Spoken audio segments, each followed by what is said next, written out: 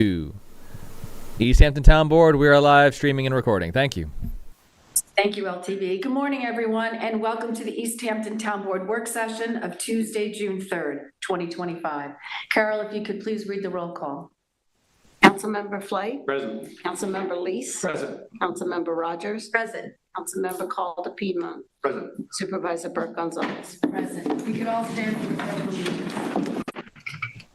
I pledge allegiance to the flag of the United States of America and to the republic for which it stands, one nation, under God, indivisible, with liberty and justice for all.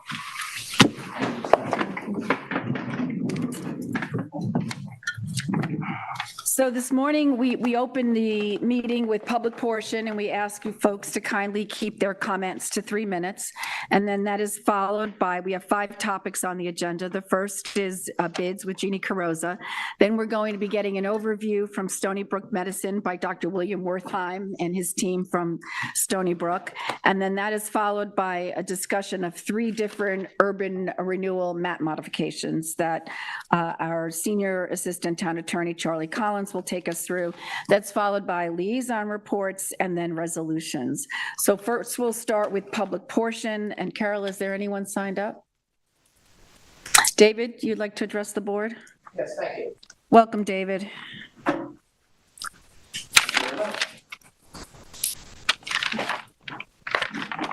Good morning, Town Board.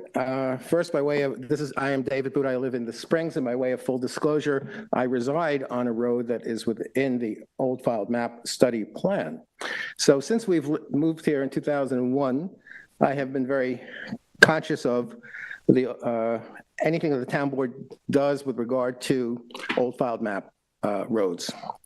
I'd like to, first of all, since you're dealing with 3 proposed modifications, none of which I have any objections to today, I thought this would be the appropriate time to bring up my concerns as to how the town is not following through on its obligations with regard to completing old filed map roadways and causing them to be accepted into the highway system. There does not seem to be a mechanism in place to require or oversee the Department of the Superintendent of Highways' role in completing and accepting those roadways once roadway assignments have been given by the town's consulting engineer. In theory, the whole purpose of the old filed map study plan that was adopted in 1977 was to complete the roadways and have them all become part of the town's highway system. However, there doesn't seem to be a mechanism to coordinate between the town function of assigning those road assignments, overseeing them, approving them, and then requesting that the town highway superintendent accept them into the highway system so that they can thereafter be town roads, fully accepted as town roads, maintained by the town in future, provide services such as snow removal. And I've heard it said that, well, the highway department doesn't have enough money or manpower or equipment to maintain any more roads, and therefore we don't want any more town roads. Well, that, frankly, is ridiculous. I understand that the highway superintendent is duly elected and is subject to certain statutory obligations under the highway laws of the state. But then again, we have elected officials in the assessor's office and the town clerk's office, and they all function as part and parcel of the town with some direct control by the town board of their budgets and their activities. I ask you to do more to find out why there seems to be this roadblock in place to prevent completed roadways in the old filed map study plan from being accepted into the highway system. Now, very briefly, I want to just mention a resolution that you have on for today that I think is questionable. Resolution 2025-794 deals with accepting a monetary road improvement contribution in lieu of a road work assignment, which is the usual way that old filed map parcels that are being completed and renovated and improved get done. You have at URP 47 in Whalebone Woods, you have today a proposal to accept $18,000 and not to require a specified roadwork assignment given out by the town's consulting engineer. If you go to that roadway, which is technically, once upon a time, it was actually known as Washington Street. It was designated in the old filed map plan as being a common driveway to serve 3 properties, although it actually appears to serve now 4 separate properties. It is unimproved or not fully improved. It has encroachments within the roadway. The pavement is insufficient in width, and it doesn't comport with the town standards for any 4-lot subdivision. There is no adequate turnaround that would be required for the use by emergency vehicles. I ask you that before you accept and process this application to accept the $18,000 from the owner, which is willing to pay, that you take into consideration how that money should be spent and whether or not an actual roadwork assignment to improve a common driveway serving 4 roads off of 3 Mill Harbor Road should be given out. It's really a unusual and unique situation that requires some special attention. Thank you very much. Thank you, David. Jason, is there anyone on the line that would like to address the board? Yes, we do. Give me one moment. Hello, caller ending 5636. Oh, hello, caller. You are on the air. So sorry. So sorry. Teresa McCaskey, good morning, board. Calling from on behalf of the South Old Town Aircraft Noise Committee. Calling just to kind of follow up with regards to one of my other previous comments. To make the town board aware that all the helicopters that are not flying 1+ mile off the shore. Yesterday there was a helicopter that cut through Orient as he exited East Hampton Airport via the Orient Causeway, which was brought to my attention by residents out in that area. The other topic, that many helicopters are not hugging Plum, they're hugging Orient instead. So again, wish to bring that to the town board's attention, and that would even be inbound. So also, there are nowhere in the North Shore route does it state that helicopters are to return to the North Shore route from East Hampton Airport.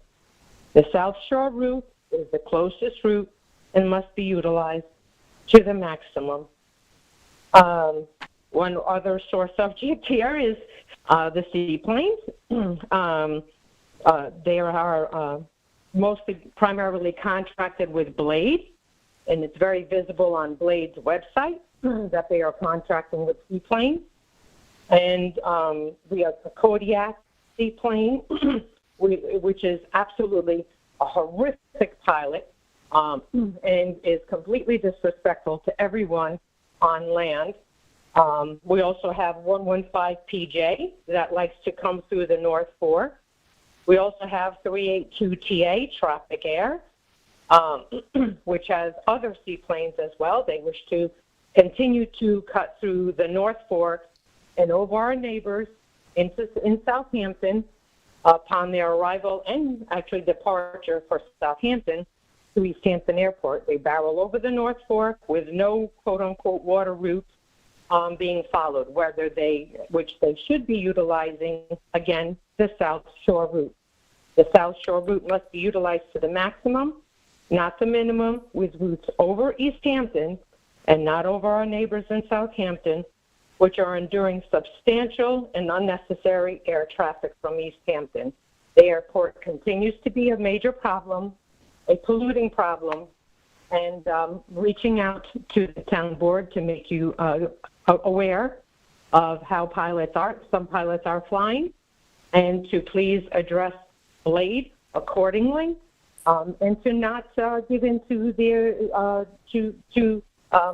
that corporation, because they are not a friendly neighbor in any way, shape, or form.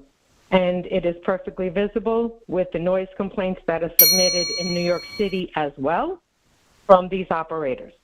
Thank you very much and have a very safe week. Thank you for your time. Have a wonderful day. Thank you, Teresa. We have Jason, no other is there caller. anyone else on the line? We have no other Okay. callers.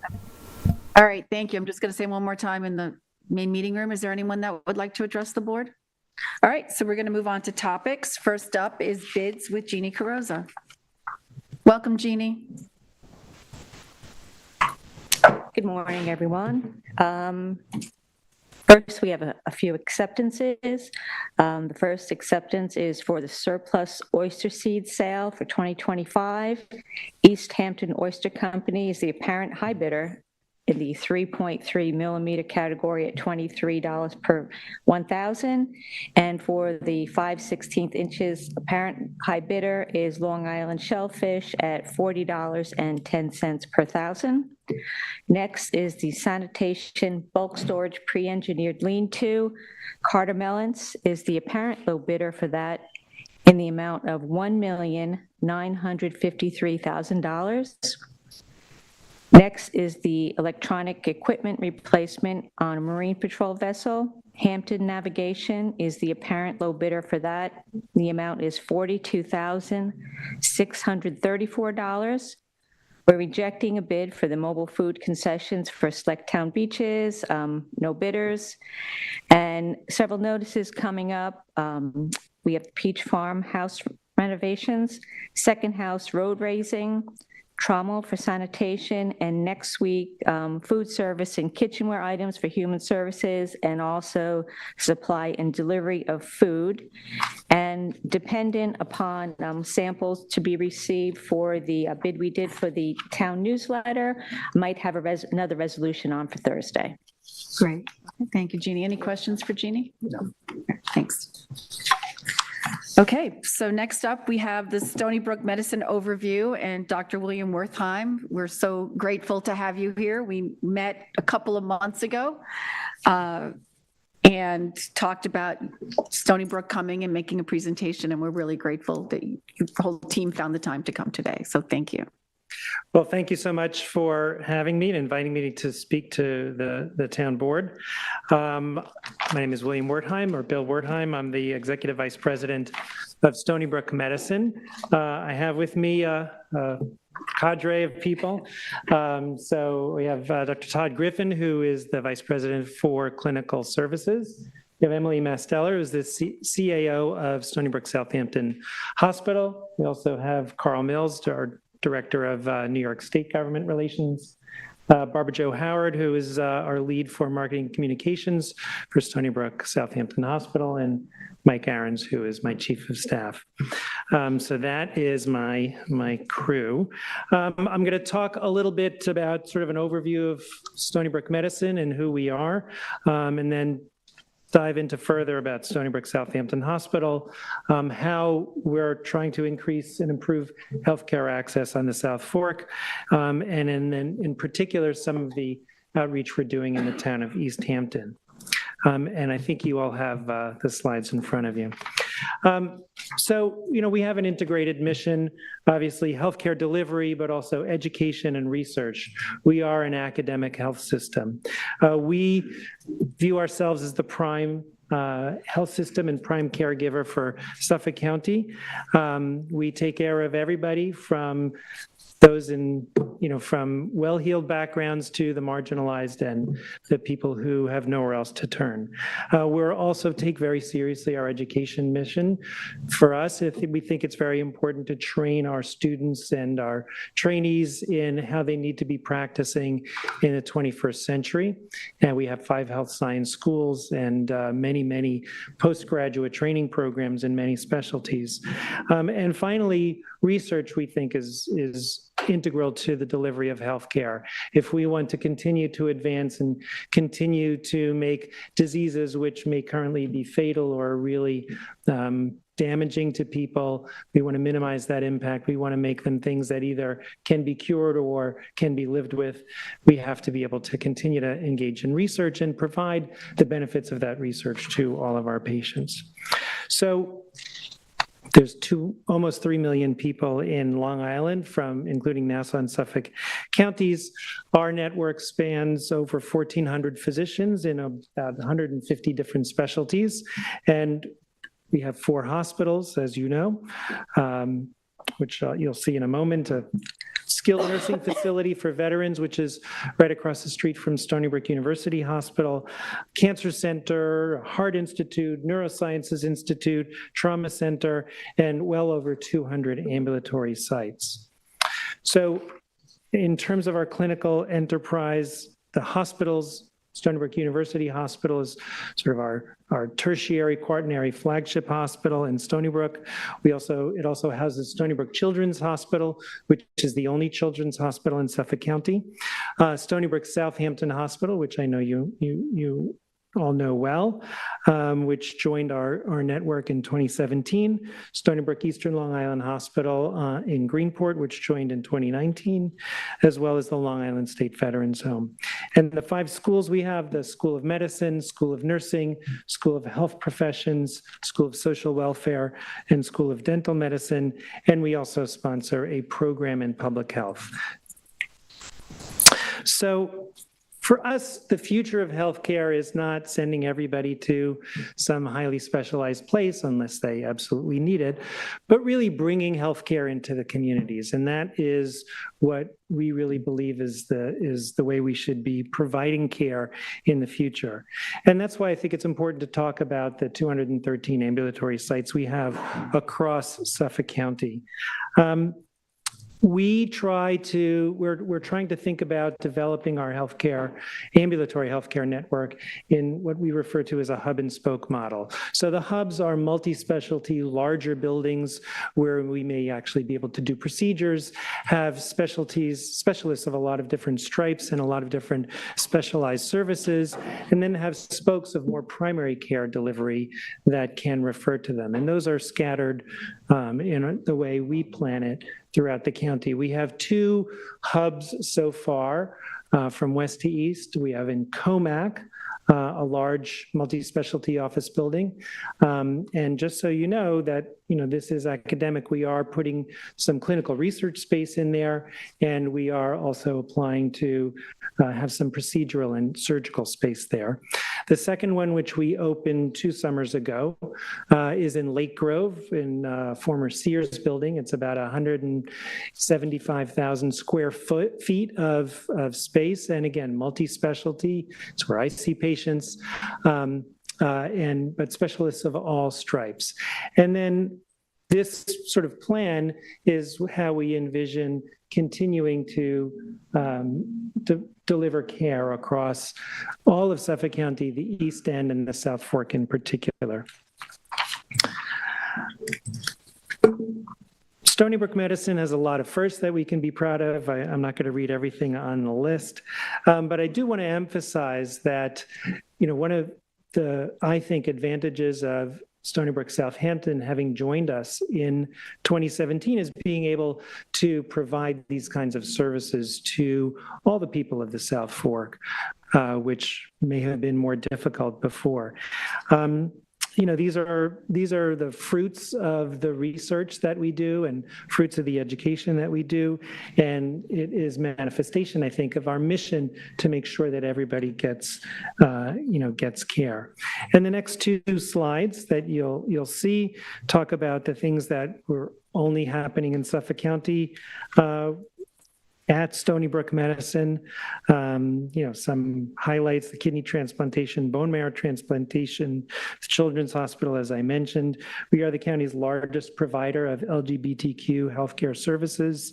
We have a tick-borne disease resource center. So we're really trying to provide care that meets the community's needs. On the next slide, you'll see some of the recognition that we've received recently. I want to call your attention to a couple of things. One are the Leapfrog A ratings. So Leapfrog is an independent, highly respected national organization which grades hospitals for their quality. And Stony Brook University Hospital has received 2 Leapfrog A ratings in a row. Stony Brook Southampton Hospital has received 3 A ratings in a row. They are only one of 16 hospitals in New York State that has had 3 consecutive A grades from Leapfrog. So we're very, very proud of this. The other thing I want to draw your attention to is something we just found out about recently, which is the Practice Green Health Award. This ranks Stony Brook University Hospital as among the top 25 hospitals in the country for environmental stewardship, environmental excellence.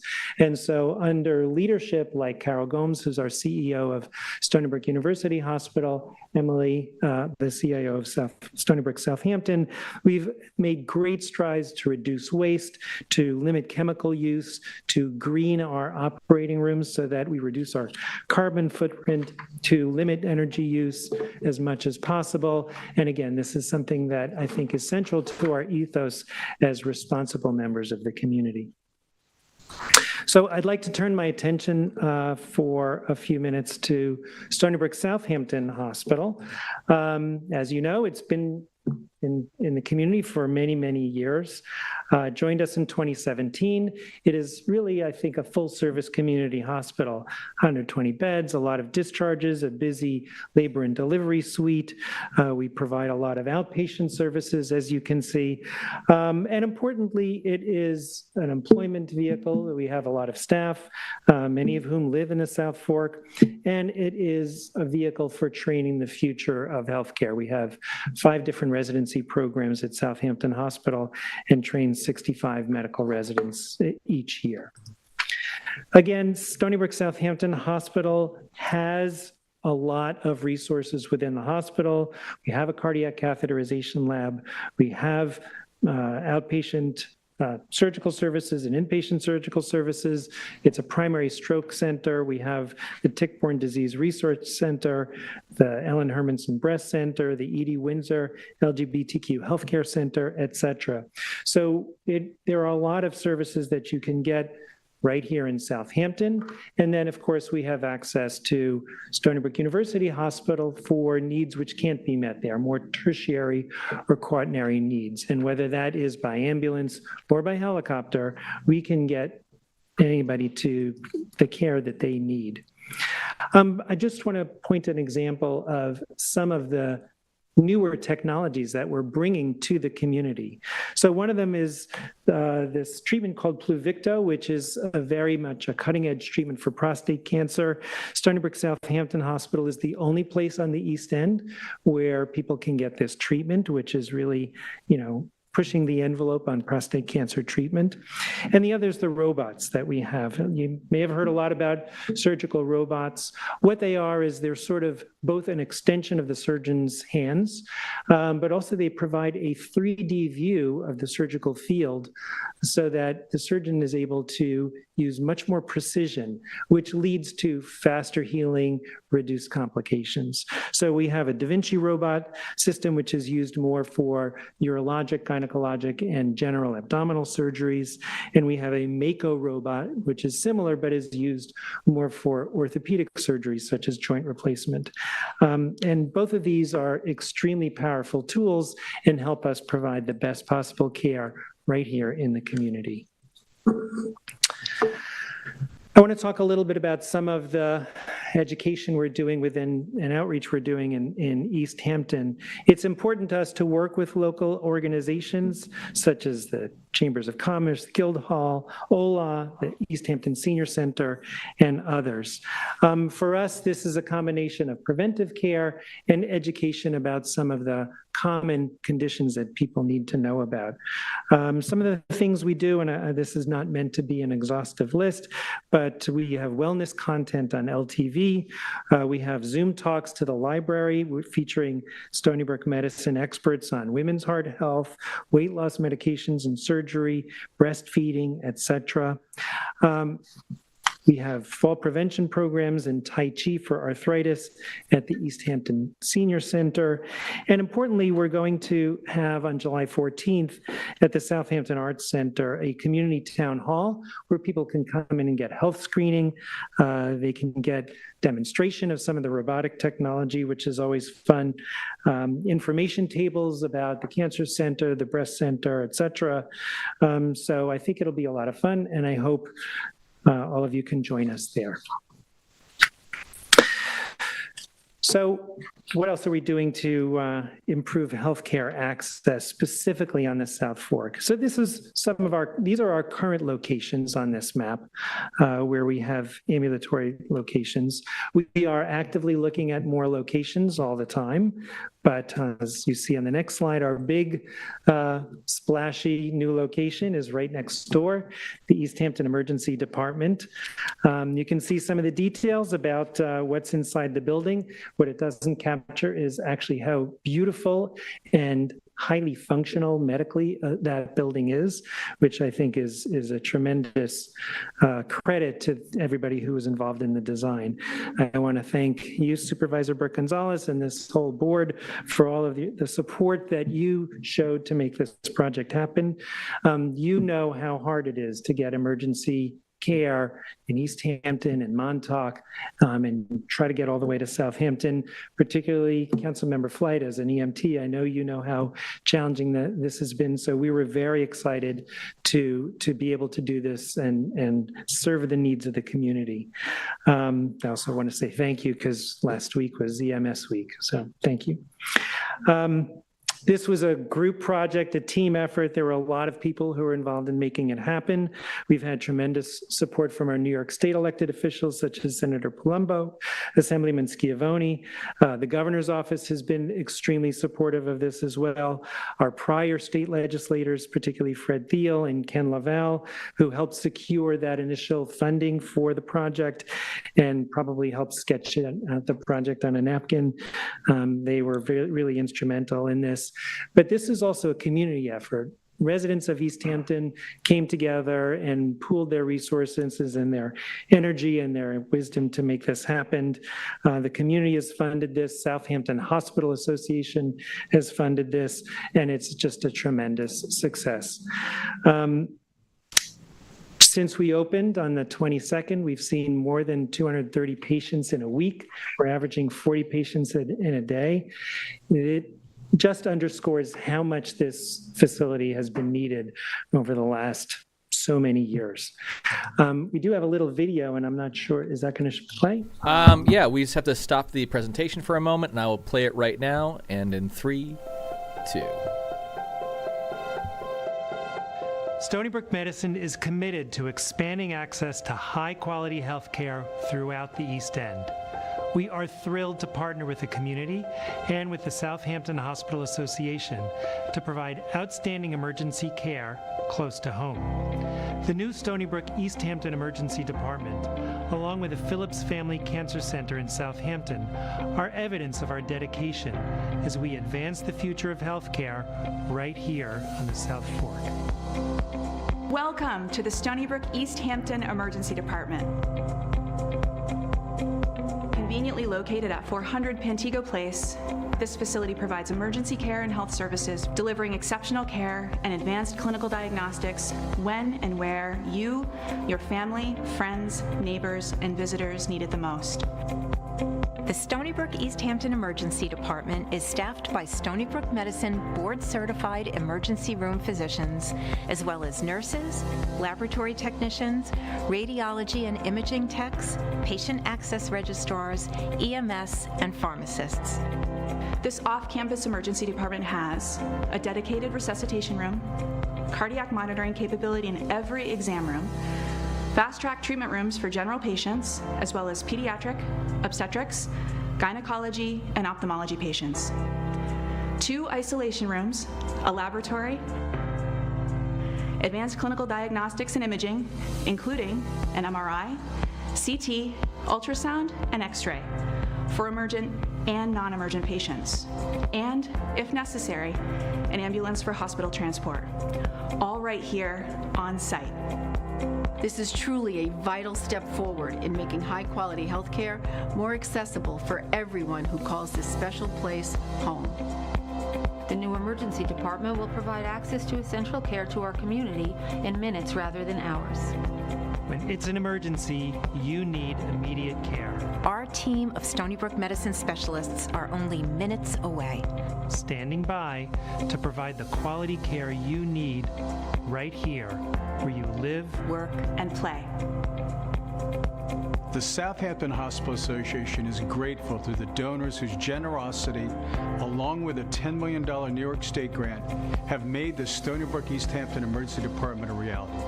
We are committed to continuing to raise funds to support this facility, the Phillips Family Cancer Center, Stony Brook Southampton Hospital, and the expansion of quality health care throughout the South Fork. Thank you very much.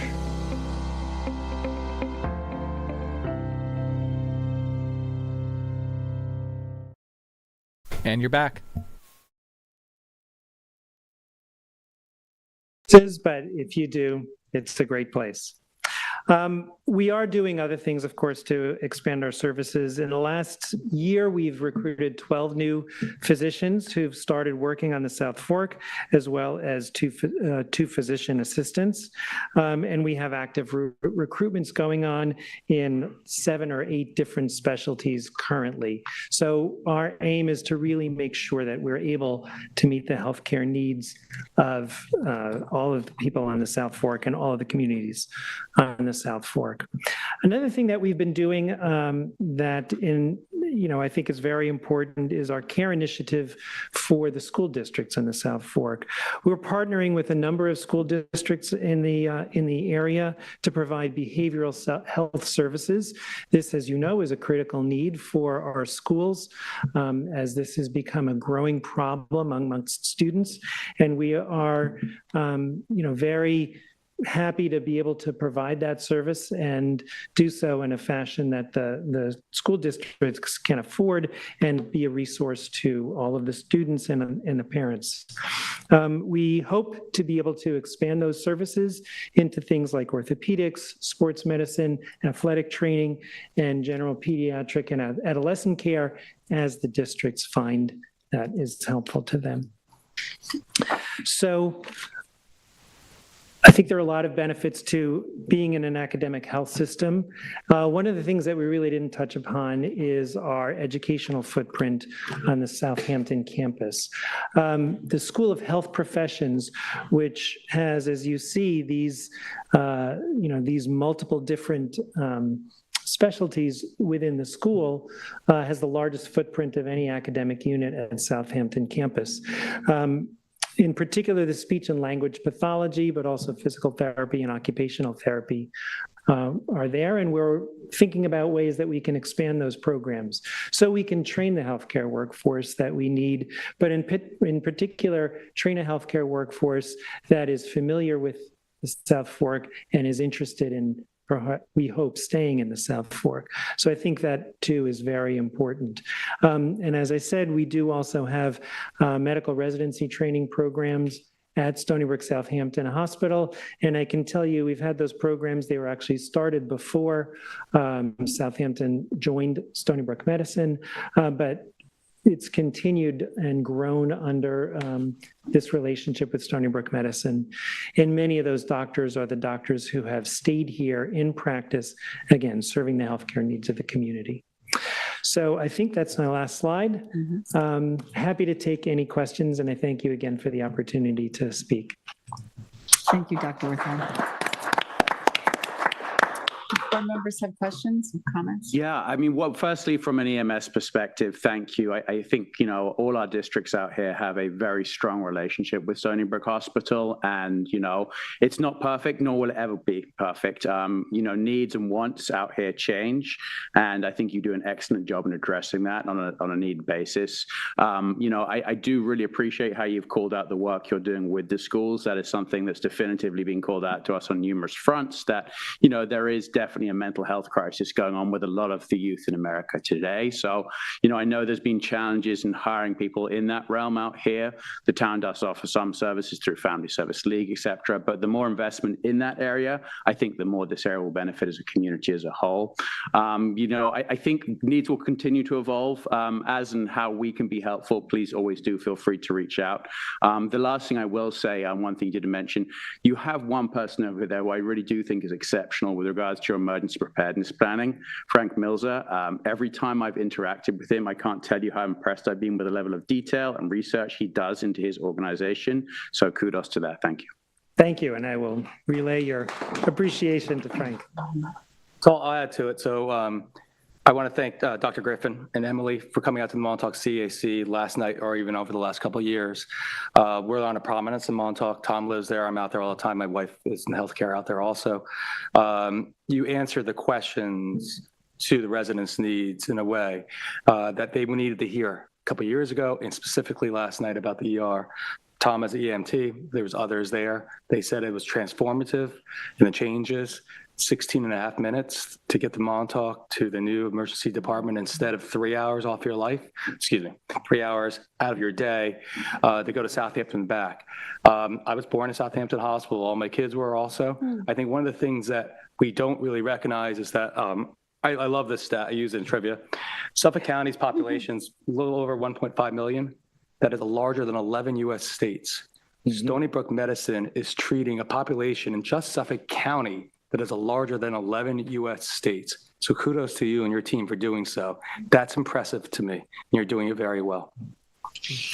And I would just like to talk from a patient's point of view. I moved to here full-time over 20 years ago.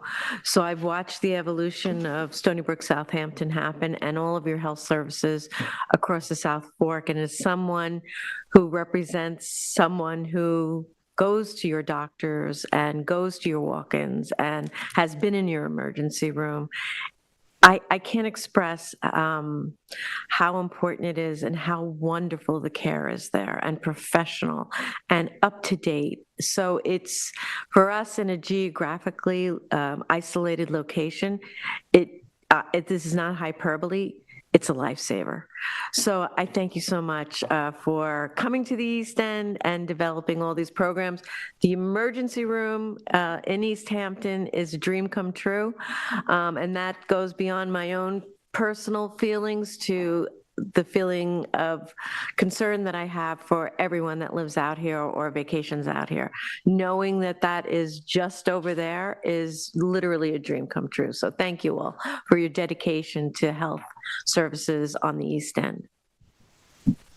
Yeah, I would just reiterate what the previous board members have said. Thank you. I'll be honest, I learned a lot about what you do throughout Suffolk County. I know that you do a lot, but some of the details, it's been informative for me to read about, and I appreciate it all.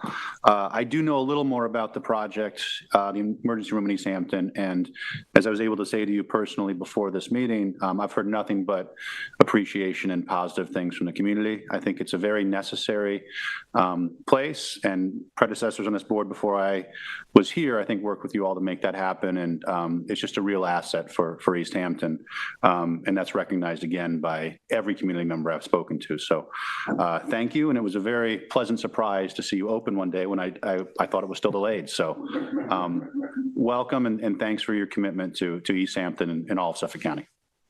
Our pleasure. Yeah, and thank you again to your team. We had our public safety meeting last Wednesday to debrief over the weekend, and some of the examples of folks that were brought there. A young woman who, may have had alcohol poisoning was, in minutes could get to the hospital, to the emergency room. That's game changing. And I also had an experience, a friend of my son's went over the weekend, and I shared this with Emily. He said it was the nicest, the cleanest. He was facility. He couldn't do the paperwork himself because of his condition. The staff filled out the paperwork for him, and he was in and out in an hour. And he was so blown away by the level of expertise and the care that he was given. And then the fact that, you talked about having imaging, and it's not just for emergencies. So those of us that need, and as we get older, we need more tests, we need MRIs, we need CAT scans. We're not getting, in that traffic that backs up, through Bridgehampton. We can make appointments here. And I'm assuming we make those through the Southampton radiology number that we always use, but we'll be able to get those appointments here. And that's, life-saving, as Kate said. So we're really excited to have you here. We don't want you to be strangers. You're welcome back anytime. There's, news to come out because, as I said, we have a platform here. The press is here that can cover it. And folks who missed today's meeting can watch it on YouTube because, healthcare is such a primary need in our community. So we're very grateful. Thank you. Well, we're grateful for the partnership and we're happy to continue. Thank you. So Thank you. thank you. Okay, so we are going to move on. We have 3 urban renewal modifications that we need to discuss. Patrick, if you could pull up the first memo. And I just need to get, Joanne's going to come in because we need to, Patrick, you and I need to step outside for a second. So Joanne's going to come in and pull up. There she goes. Charlie, Kate, if you could just take over and I'll be right back.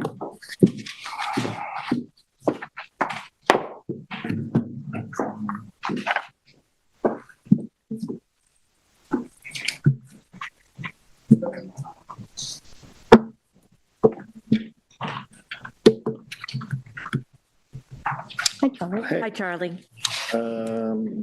The first one is, do you want to go in order on the Yeah. agenda? Yeah, so it's not this one. So this is 9 Royal Street. Okay, 9 Royal Street.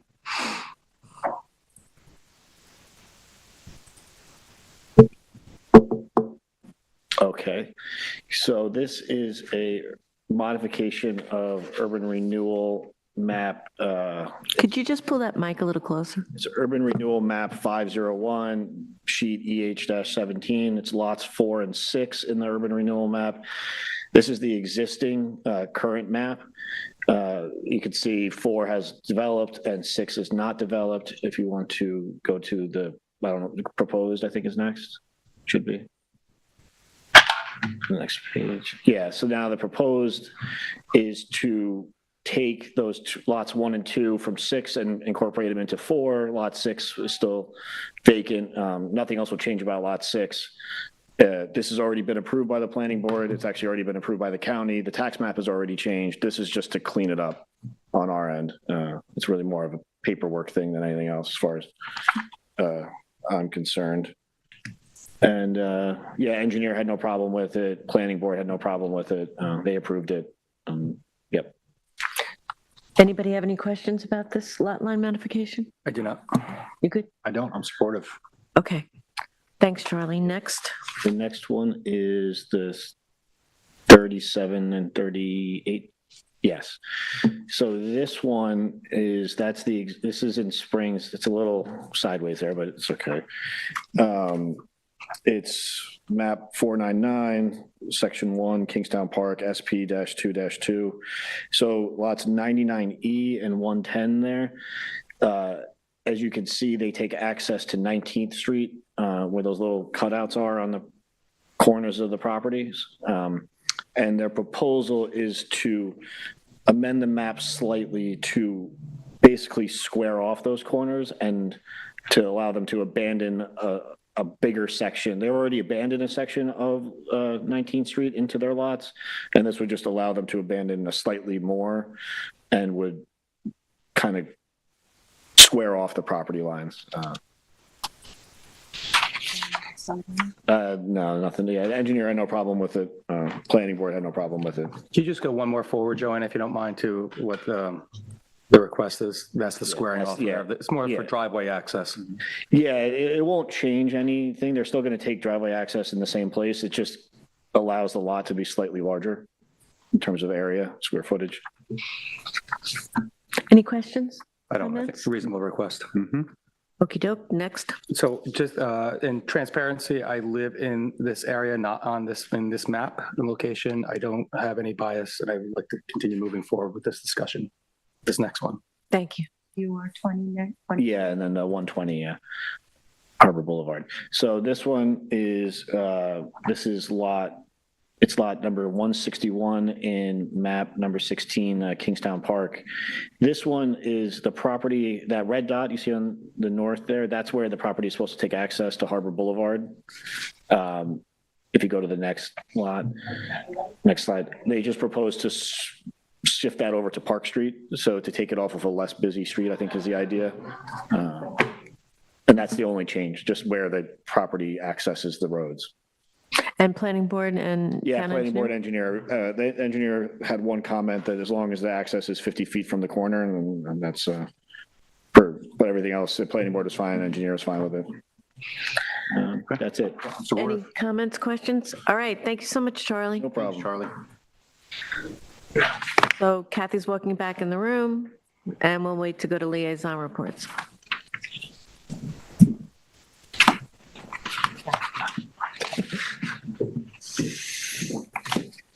All right. Yep, we're up to liaison reports. Terrific. Thank you. Tom? Yes, thank you, Madam Supervisor. Start off with the Amagansett Citizens Advisory Committee. We'll be meeting next Monday, 6:30 p.m. at the school library. IT, open government continues. We're getting some feedback from residents on this, understanding that, why do we still have paper copies? Some want to understand why we don't have more paper copies. It's an evolving operation, I will say that. One kind of aspect of design when it comes to any IT program is you design it for your weakest users. So it is kind of more basic than some people have seen elsewhere, but it continues to function well, and certainly operationally from our perspective, it's reduced kind of the workflow in some of the departments, which has been very helpful in moving the processes up.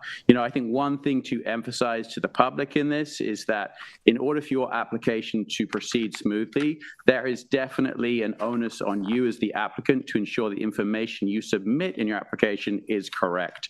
If you need help ever checking that, you can reach out to the relevant departments to do so. There are staff on hand to help you with that. Human services, for those who've been driving down Springs Fireplace Road, you will see the front of the building is newly painted. We continue to improve that center. That follows the repair of the back of the building with wood.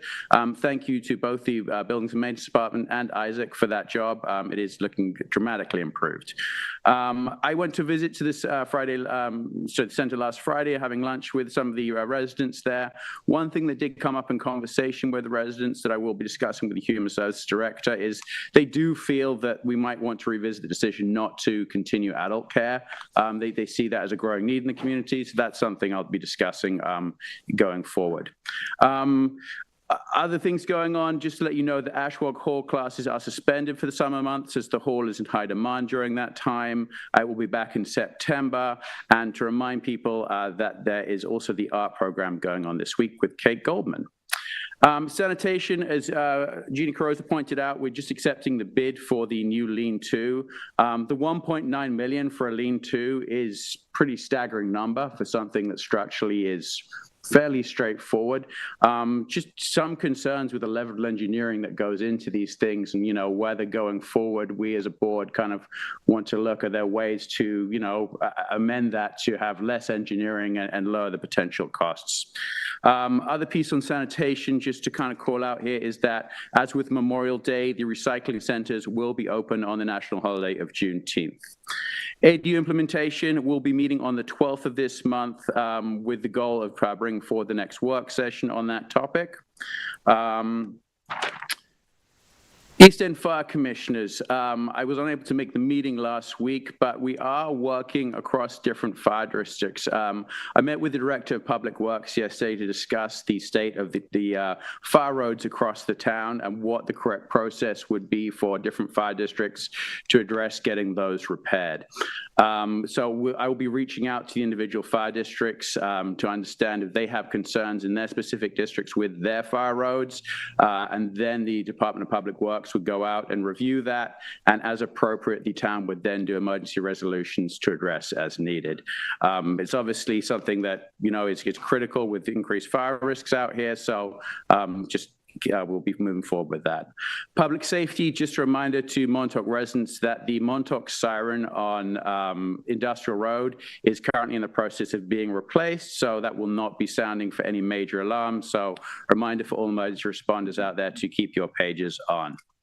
Disabilities Advisory Board, no update this week. East Hampton Youth Task Force.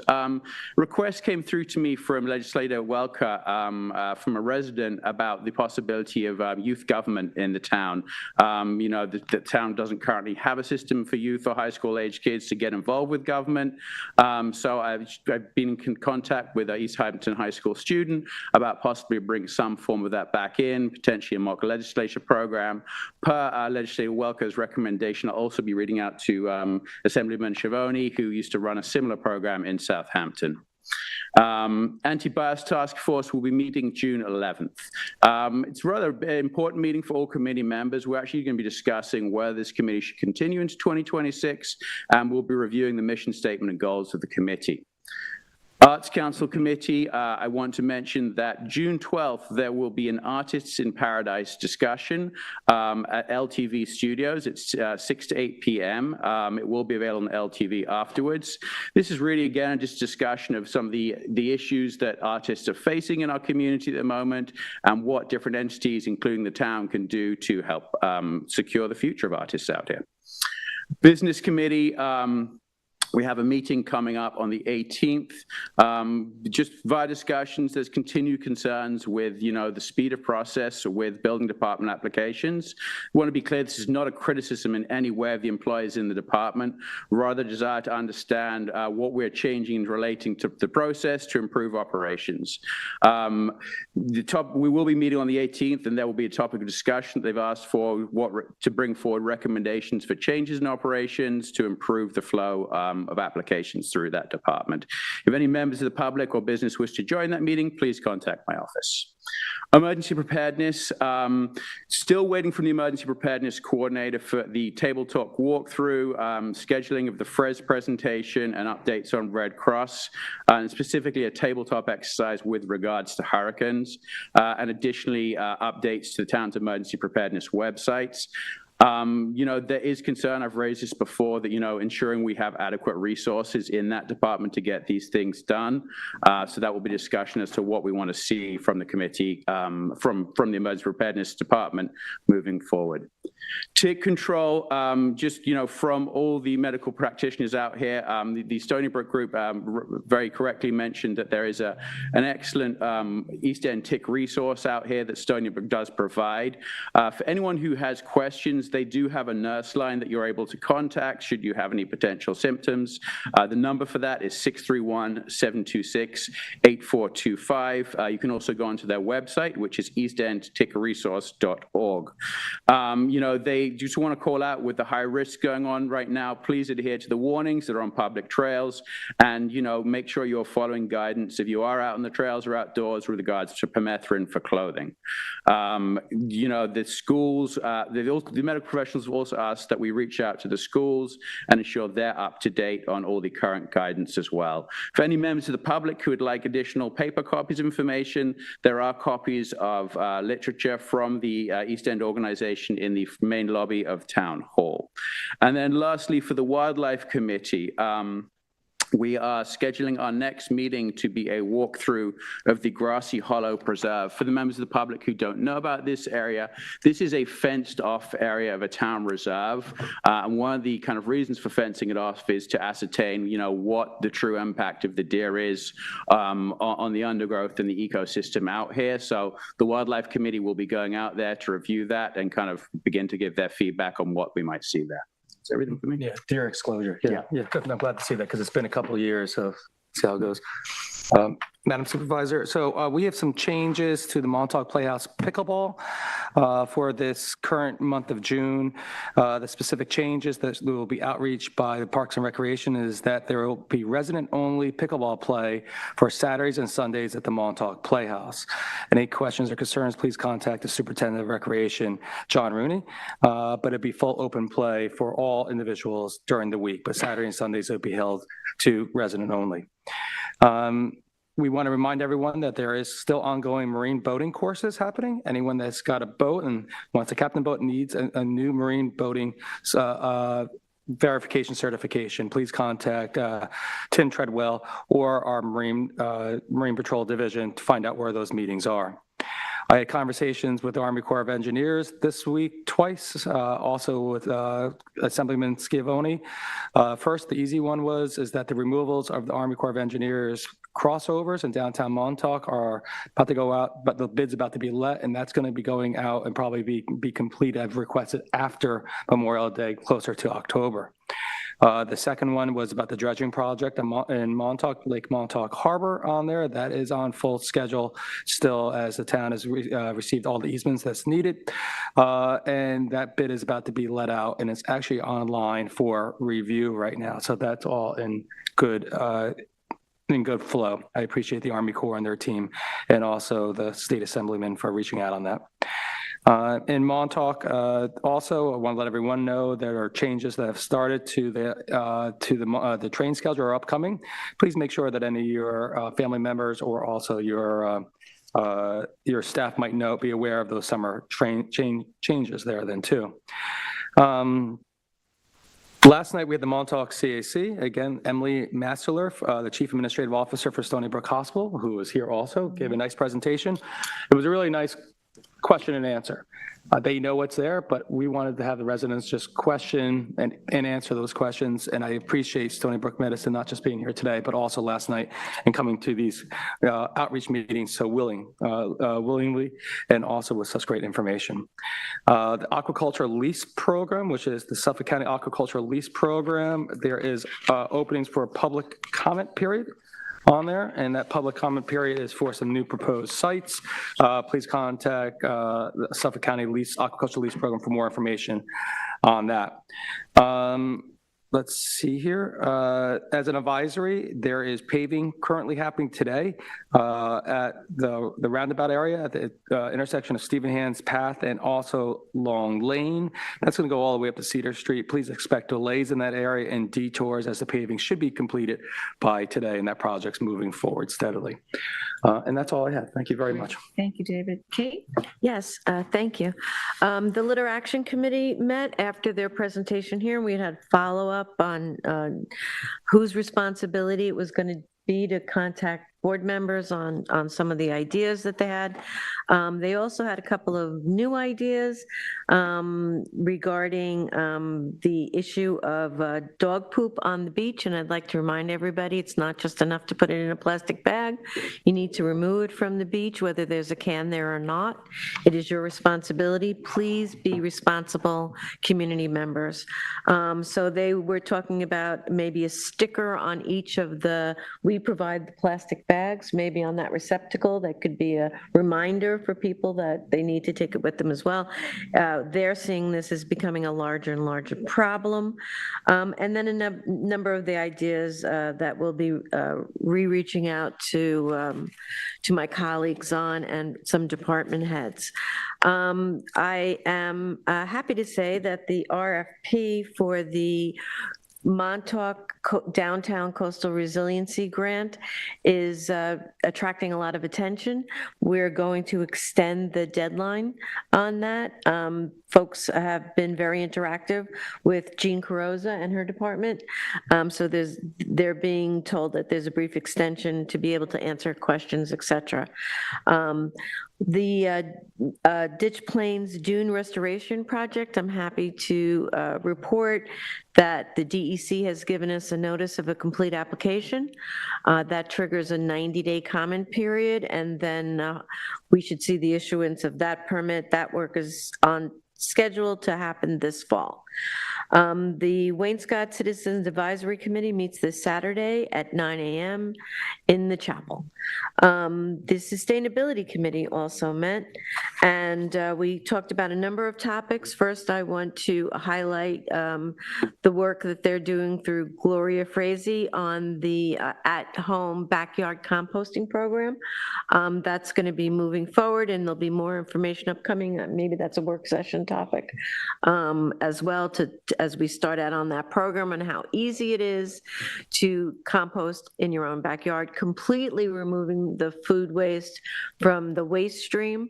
And that will be an important component as next year, as in the future when the Brookhaven landfill closes, that the food waste has a direct impact. Last year, in a 2-month pilot program, there was over 3,000 pounds of food waste removed from the waste stream.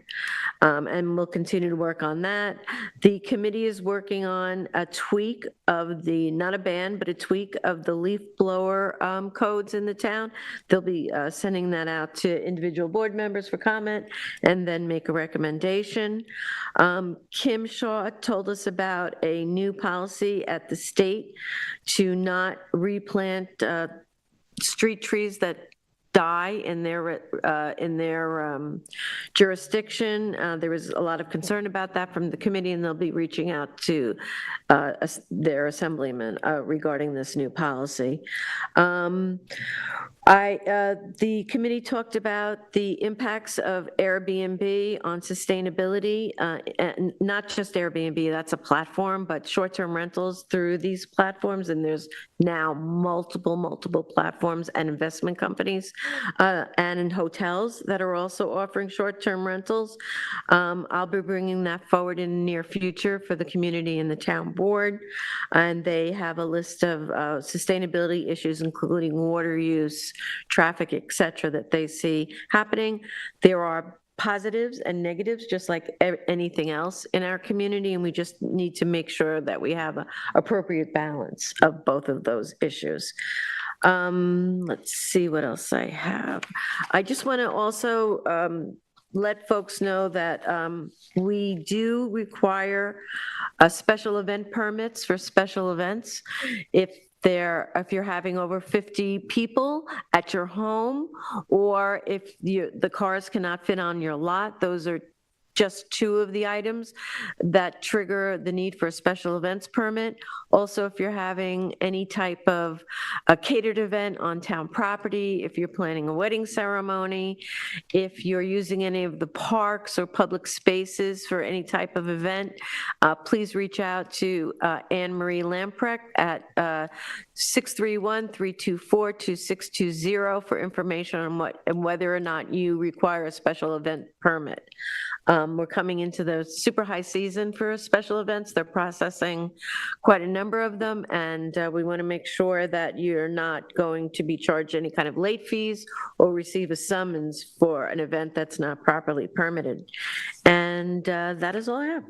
Thank you, Kate. Ian? On May 21st, the Property Management Committee met. I want to thank Councilmember Tom Flight for joining us. The main topic of conversation was the Brook Parks property. There's a lot of discussion about the future of use of that property and the structures that are, have been there, and there's been a lot of discussion of how that'll be used. And it was nice to have the Property Management Committee meet with the group who is focused particularly on the arts and the history there. And I think it was a start of what will be a long conversation, but I thought it was very constructive. And again, want to thank Tom for helping to facilitate that. The next day, we had a subcommittee of the Property Management Committee meet to talk about the management plan for 66 Main Street, Wainscott, which is, of course, the Osborne property in Wainscott that is universally loved, and there's 3 beautiful structures there. And again, we want to write a management plan to talk about the future use of that property and eventually lead to a licensee. We'll follow up later in the month with the full committee to advance both of those discussions. The CHAB, Community Housing Advisory Board, met on May 28th. I want to send a really heartfelt thank you to Katie Casey from East Hampton Housing Authority who came. I'm almost positive they're the biggest provider of affordable housing in terms of rentals in town. If not the biggest, they're one of them, but I think they're the biggest. And Katie just came to share a wealth of knowledge about how they operate, what they do. And it was really, really helpful. And I think the whole committee appreciated it. Another thing just to say about CHAB, and we're very happy to have that 0.5% tax for housing purposes, but the more and more we look at the problem that exists, the more we realize how little money that really is for a very big problem, and how important it is that we, use it thoughtfully. Ag Advisory will meet this next Thursday, June 12th. And another thank you is due there. I think that the main topic of conversation will be something that's been going on for some time. The Ag Advisory Committee has asked for a review of sort of site plan criteria for ag structures. Currently, there's classification for residential and commercial. Agriculture is sort of a different use. And they've been talking about this for some time, but the planning department, Tina and Chris Stecker, came back with a very, very thoughtful reply to the types of things they were asking for, what was sort of achievable, what was difficult, and we'll have that conversation at this Ag Advisory Committee meeting, and I hope that once we sort of clarify the things that we might be able to do in the short term, medium term, we'll bring it back to this board. But again, the planning department's incredibly busy, and I know a lot went into that detailed response, and I appreciate it. Lastly, I mentioned this, I think, previously, but it's the Springs Historical Society's 50th anniversary, and there's great excitement in Springs about that and a lot of good events happening. Tonight, there's a Meet the Author event at 6 p.m. at Ashwag Hall. Irene Cairo, who's a physician psychiatrist and has a book of short stories, will be there. I encourage everybody to attend. And then on June 8th, there's another exhibit opening called Springs Women, which is a small works curated by Casey Deline, and there will be a reception on June 8th from 11 to 1. And then later in the month, I'll keep you guys informed. I don't want to get too far ahead of myself, but there's a lot of good events throughout the summer and throughout the year to celebrate the 50th anniversary. I guess the last one I'll say is coming up on June 14th, Saturday. The Parsons Blacksmith Shop will be open with the forge fired up and a blacksmith there, and I encourage everybody to attend. Great, thank you, Ian. So I wanted to share, we're back in the season, so I have the East Hampton Town Police Department statistics for Memorial Day weekend. There were 269 total calls for service, 23 noise complaints, 18 were residential, 5 were commercial, 2 establishments received violations. There were 13 town ordinances were issued, 10 arrests, including 3 DWIs, 11 accidents, and 29 aided cases. One notable case was when an 88-year-old man with dementia went missing the Friday evening of Memorial Day weekend. A coordinated effort of multiple agencies responded, including our town police patrol units, our drone unit, the K-9 group from Southampton, and Suffolk County Police Department Aviation. And the East Hampton Town Police Department's drone unit ultimately located the gentleman on Saturday afternoon. And I have to say, I was actually in the town car that day with the radio on and heard how that whole thing went down, and it was quite remarkable, and it was outstanding work by our police department and everyone, and fire department EMTs that got the man to Southampton Hospital, and fortunately he was okay. And that's the second missing persons case we've had in 3 weeks, and both had happy endings, thank God. This Thursday, we're going to have the swearing in of 6 town police officers who have recently been promoted: Captain Gregory Martin, Lieutenant Kenneth Alversa, Detective Sergeant Frank Sokolowski, Sergeant Andrew Nimmo, Sergeant Patrick Royal, and Detective Brett Herlihy. That's always an uplifting experience. Their family and friends come, and our town clerk, Carol Brennan, will be swearing them in. The East Hampton Sag Harbor CAC met last night, and we had Marty Culleton as our Director of Code Enforcement as our special guest. He spoke and took questions for over an hour at the meeting. Questions and topics discussed ranged from residential noise. Folks were actually surprised to hear that the code only allows outdoor amplified music before 9 p.m. If folks want to have amplified music outdoors after 9 p.m., that requires a special event permit. We also talked about the rental registry and felt that folks needed to be reminded that the rental registry permit needs to be renewed every 2 years. We talked about signs and visual pollution. Marty went through staffing and summer patrols and how his team team operates. And they were also very happy to hear about the new effort that code enforcement is going to be proactive on, and that's getting folks to secure their load in their vehicles, particularly when they're going over to the recycling centers, both in East Hampton and Montauk. I would like to we have 2 resolutions on. I believe, Kate, you're the sponsor. We've, in relations to the building department, as folks know, we're currently in the process of hiring a new chief building inspector, but that process takes time. We had to, go through the list of applicants. We had, I believe, 9 interviews. We're bringing candidates back to meet with the town board. So this process it takes time. They also need to give notice to where they're working. So we don't foresee having a new chief building inspector until sometime in July. So in the meantime, we've brought in Richard Vacchio. He's been retained as a consultant to temporarily manage the department. Mr. Vacchio brings decades of municipal experience, including serving as the senior building inspector in the town of Huntington. He will provide leadership and support for the day-to-day operations of the department until a permanent chief building inspector is in place. And to further bolster the department's operations during the busy summer season, we've also appointed Ann Glennon, everyone remembers Ann, as a temporary principal office assistant. Folks may know she began her service in 1993 with the town and rose through every administrative role before becoming the East Hampton's first woman principal building inspector. She retired in 2015. She was appointed that in 2015. She retired in 2023, and had recognized her for her outstanding public service. We're thrilled that she is willing to come in for the next few weeks to help the team catch up, and as we've transitioned now to OpenGov, and I think we've got a great temporary team in place until we can hire the chief building inspector. So I think that's all I've got. Just add one more thing to that. Absolutely. Also, I do want to acknowledge and thank the staff.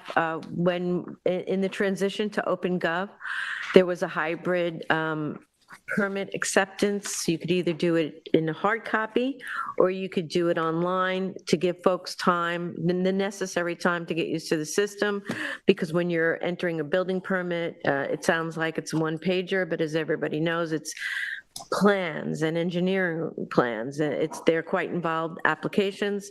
During that transition period, the staff, anyone who came in with paper copies, which at that time was the majority, the staff was entering each application manually as if they were the applicant.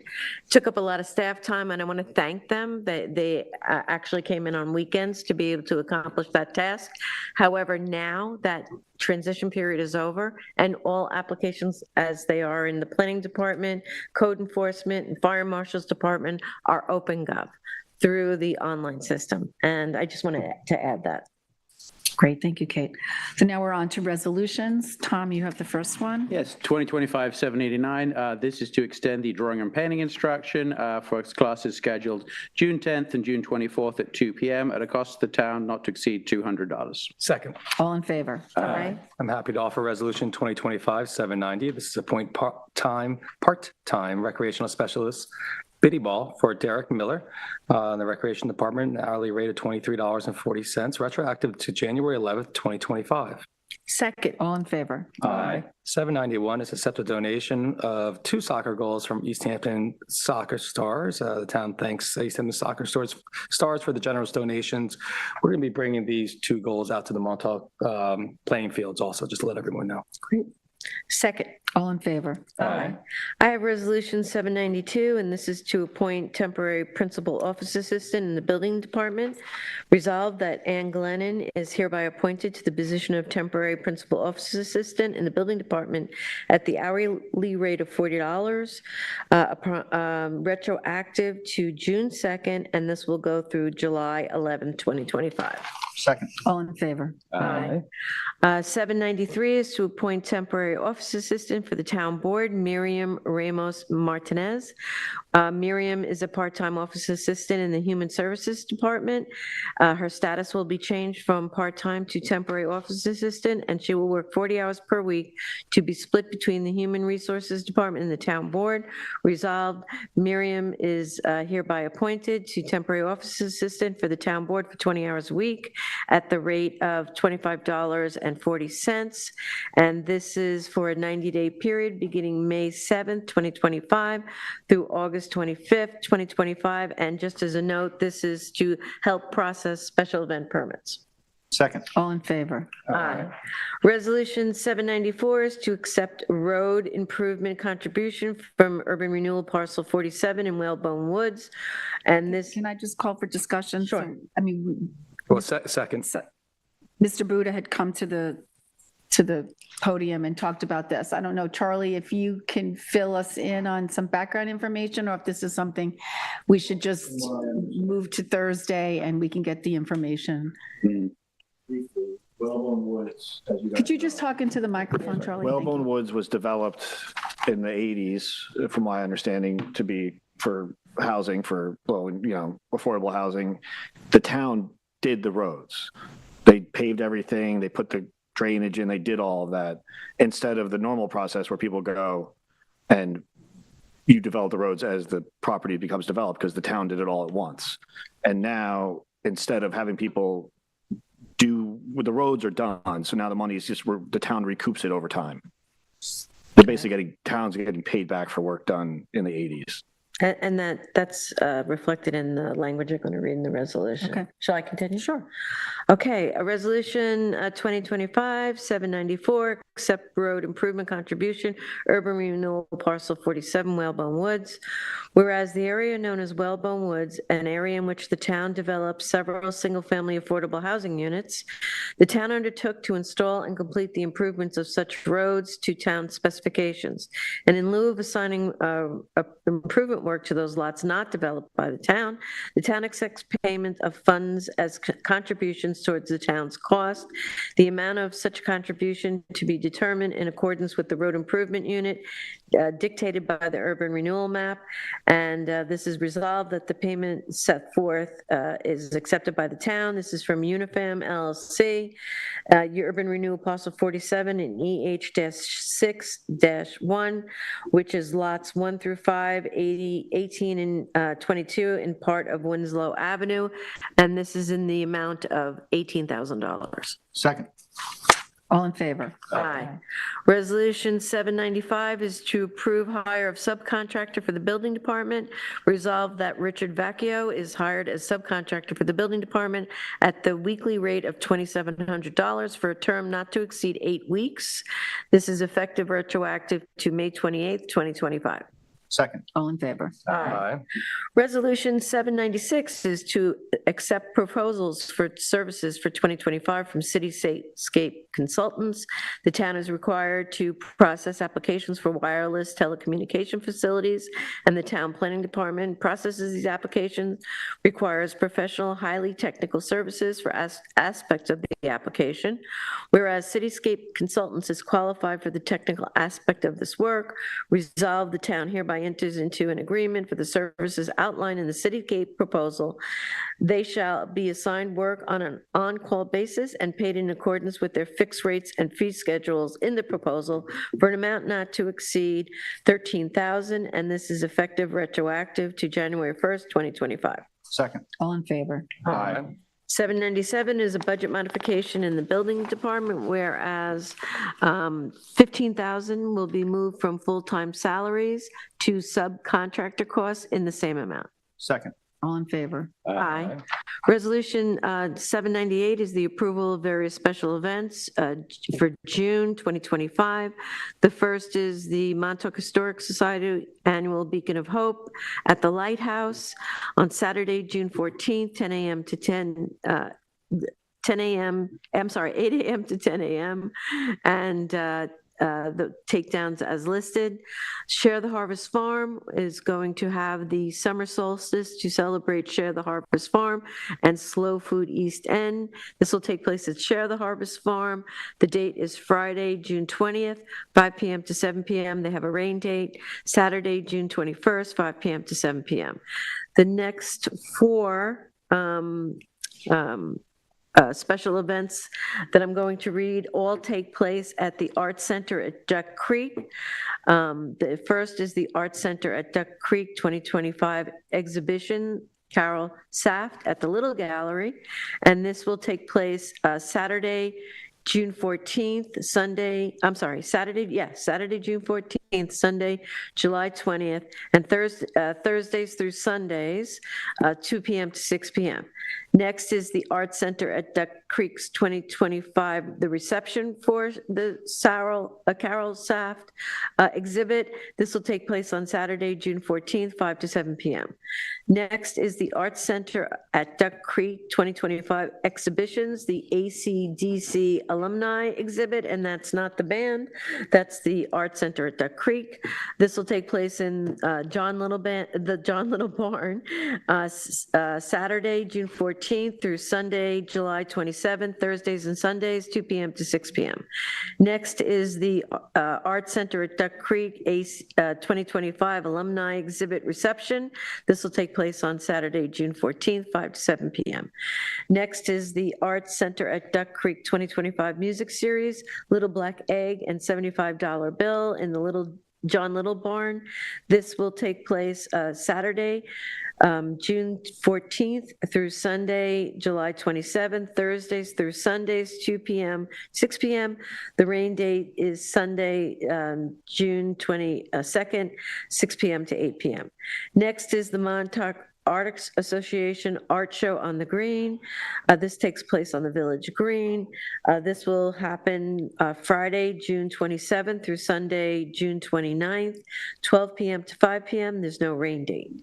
And that is the final one. Second. All in favor? Aye. Resolution 799 is to approve the approval of the Legend Surf Company's seasonal event permit for 2025. Whereas the Special Event Committee reviewed this application submitted by Legend Surf and has approved and resolved that the town board hereby approves Legend Surf Company's seasonal event permit for surf instruction, and this will take place June 1st through September 1st, 9 a.m. to 3 p.m. daily at Ditch Plains, and the rest of the conditions are listed below. Second. All in favor? Aye. Resolution 800 is the approval of East End Kiteboarding LLC, a seasonal special event permit for 2025. I resolve that the town board hereby approves East End Kiteboarding LLC, a seasonal special event for kiteboarding instruction as per the conditions below. The dates of the operation are May 30th, 2025 to October 31st, 2025. The hours of operation are 2-hour lessons, and this will take place at Lazy Point. Second. All in favor? Aye. Resolution 801 is an amendment to amend Resolution 2025-744, and this was the approval of the East End Surf LLC seasonal special event. And the language that is changing is hours of operation for the private surf lessons. This is to allow for private surf lessons Monday through Friday on May 30th through September 2nd, 12 p.m. to 3 p.m., and a change in the maximum number of students to reflect last year's permit, and that is the maximum number of students, instructors in the water is not to exceed 31 at any time for private and/or group surf lessons combined. And that's the changes. Second. All in favor? Aye. Resolution 802, this is to authorize Gary Benz for a survey at 54 Tub Oarsman. This is a property in East Hampton's Affordable Homeownership Program, and recently there were buildings demolished and therefore requires a new survey in an amount not to exceed $500. Second. All in favor? Aye. Resolution 2025-803 is to schedule a special meeting of the town board for Wednesday, June 4th at 2 p.m. And this is for the purpose of holding an executive session to conduct personnel interviews. Second. All in favor? Aye. So those are all of our resolutions for today. We have a couple of extras. Okay, sorry. I have 2025-804. This is approval for fees for East Hampton Arts Council for the LTV presentation that will be taking place, Artists in Paradise, on June 12th, 2025, at an amount not to exceed $200. Second. All in favor? Aye. Aye. Excuse me. I have Resolution 805. This is appoint full-time automotive equipment operator in the Highway Department. And this will be for Oscar Garcia Amaya, hourly rate of $29.07, retroactive to May 27th, 2025. Second. All in favor? Aye. 806 is a accepted proposal for Franklin Bronze plaque for the Montauk Playhouse. This is for the dedication of the Playhouse and for the plaque as such, in the amount of $3,048.50. Second. All in favor? Aye. Okay, so now do I have a resolution, I'm sorry, do I have a motion to go into exec session? Yes, I'd like to make a motion to go into executive session for personnel, contracts, CPF, litigation, and advice of counsel. Second. All in favor? Aye. Thank you, everyone, for joining us today, and thank you, LTV. We have a very robust exec session list, so